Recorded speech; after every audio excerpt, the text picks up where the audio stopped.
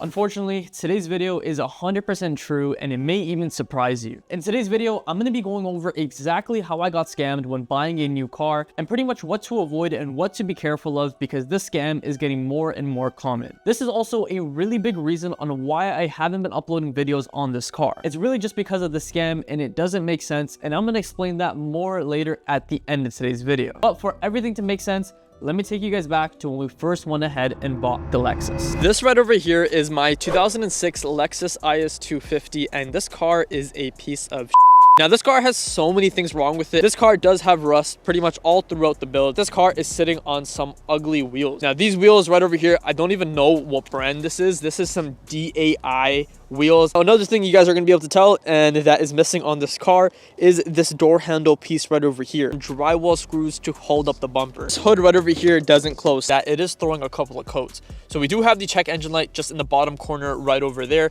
And then we also have a check VCS light. My original plans for this car when I went ahead and bought it is I want to make this and I want to modify this into the sickest daily and then eventually bring it up to something like this. But here comes the issue. When I first went ahead and saw this car on Facebook Marketplace, I was already 4 hours away from my house and this car was 2 hours away from where I live. So in total, I would have to drive about 6 hours to get from where I was to go ahead and see this car.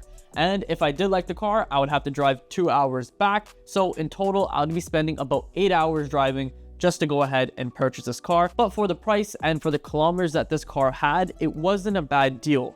And I definitely knew that because this car had issues, it was visible, I can definitely go ahead and bring the price down and get this car for even better of a deal. Especially for the kilometers that this car had. This car only had 186,000 kilometers when we were going ahead and buying it. And for an IS250, that is not bad. If you guys go on Facebook Marketplace right now and look at the IS250 market, they're definitely going for more than 5 grand if they're under 200,000 kilometers. There is still a lot of more cars that are above the 200,000 kilometer mark that are going for more than 5 grand because these cars are very reliable and they can take you to the 300 to 400,000 kilometer mark. And that's exactly the main reason on why I went ahead and wanted this car, because I knew that it'd be a reliable daily. I knew that it would be something that I can have long term and I can just continue driving and I wouldn't really have to worry because this car is really at 50% of its lifetime. And especially for the kilometers and the price, it was a good deal, which is what I thought. I went ahead and bought this car knowing that I can fix it. And when we bought this car, and in the first video, I do talk about the rear end a little bit. The rear end looks like it was involved with a crash. It doesn't look too bad, but it definitely looks like it hit something or somebody hit the car and they went ahead and quickly replaced it. So if you guys are looking at the screen right now, you'll see the rear bumper and you'll see all those screws going into it. To me, that just looks like a lazy job. They don't want to replace the bumper brackets, so they went ahead and got some drywall screws and drilled it into the car to pretty much keep the bumper up. And when buying this car, that is something that instantly caught my eye. That's something that I already knew, and that's something that I asked the owner. I asked the owner if it's been in any accidents or anything along the lines of that, and he went ahead and explained everything that this car has been through and how he's owned it for a very long time, and also how the rear end damage happened. The story he told me is that he went ahead and backed up into a pole and it broke out the brackets, and then they went ahead and fixed it just like that. So just to be safe, because I'm buying this car, I don't know the validity of that story, I went ahead and asked for a Carfax, and he gladly provided one. But the issue with the Carfax is that it was printed. Even though that is a huge red flag, at first I brushed it off. He's an older gentleman. I understand that navigating through apps and Carfax reports and stuff like that can be difficult. So having it on a piece of paper,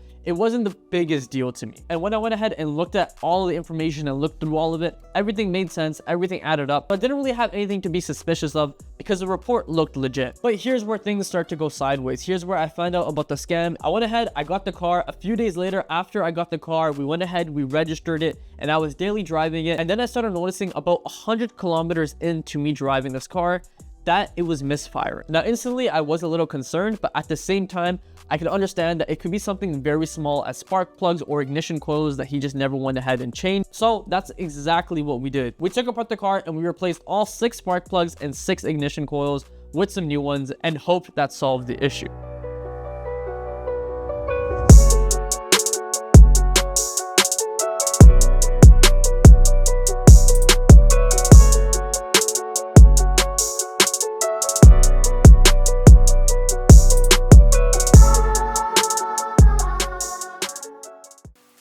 Look at this.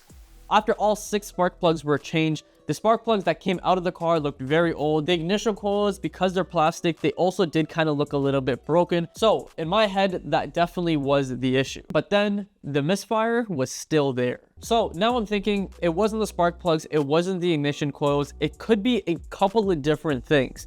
But in order to speed the process up, to speed diagnosing exactly what it is, let me just go ahead and purchase a Carfax report and see the maintenance that he went ahead and did. Because this same person that I bought the car from did mention that this car was previously serviced at a dealership and he was up to date with all his maintenance. So in my head, if he did it at a dealership, there is a pretty likely chance that it went ahead and it is on the Carfax report. So I spent the money, I bought a Carfax report, and I was shocked. What I saw right now, I'll try to have it on the screen. The link may have expired because it's been more than 180 days, but the car in 2022, the last reported service, it had 386,000 kilometers on it. Now again, I bought this car with the 186,000, and the Carfax in 2022, 2 years before I bought the car, has 386,000. And that alone is absolutely crazy. The car is rolled back almost half of its kilometers. But it's weird and it doesn't make sense because the interior of this car does not look like it has 338,000 kilometers on it. The dash isn't cracked, and these Lexus IS250s are prone to have sticky dashes and cracked dashes. The interior trim, all of it looks fine. It does look a little bit old, but it doesn't look like it's been through 386,000 kilometers. So then immediately after that, confirming a couple of different things, yes, 100% this car was rolled back. I also went ahead to go look at the engine of this car. Maybe the previous owner replaced the engine. Maybe the engine that's in the car has 186,000 kilometers. Maybe the body of this car has 300,000 plus. The issue is where the VIN is on the engine, that is also missing. Now it's usually engraved into the car, or it's usually on like a plate, but where it's supposed to be, it's not there. So I can't even verify if this is a different engine, but because the VIN is gone, I'm gonna go ahead and just assume that this was all planned. This was a scam. This is exactly what they were trying to get at. And to be quite honest with you, they got me. They definitely did scam me, and I'm definitely not avoiding fault. This is something that I should have been a little bit more careful of. This is something I'm definitely going to learn from, and this is something that I should have known. I especially shouldn't have trusted a paper copy of the Carfax, but it all looked legit. It all looked good at the time. And I did drive 6 hours to get to the car, so that may have persuaded it a little bit. But that's kind of my mindset, and that's kind of where my head was at. So unfortunately, that is what happened. That is the fate of this car. And I did say in the beginning of today's video that I would explain why I'm not going to be modifying this car. In my opinion, it doesn't make sense to dump more money into this car. Financially, it doesn't make sense. And just the overall longevity of the car, it doesn't really make sense. Unless companies were kind enough to send things out, I would gladly make content on this car. Just like iDoing went ahead and sent out an Apple CarPlay head unit that we went ahead and installed on this car. And we went and made this video right over here. I would love to make those type of videos, but unfortunately, the reality is the chances of that happening with multiple different companies, it is a lot lower, especially with just the size of the channel and how small we technically are. So that's pretty much the update with the Lexus. That's pretty much what's going on with that car.